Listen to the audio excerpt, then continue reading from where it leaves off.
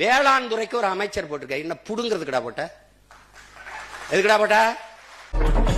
நீ என்ன புடுங்கிறதுக்கு நான் இப்ப சட்டையை போட்டு வந்திருக்கீங்க அப்படின்னு நான் கேட்டா உங்களுக்கு கோவம் வருதா இல்லையா? அதை கேட்கறது என்னோட வேலை கிடையாது.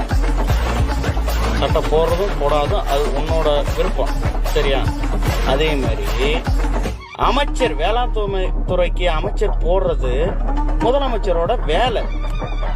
அது உனக்கு என்ன வேலை?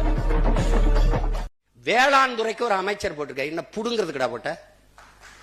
எதுக்குடா போட்ட?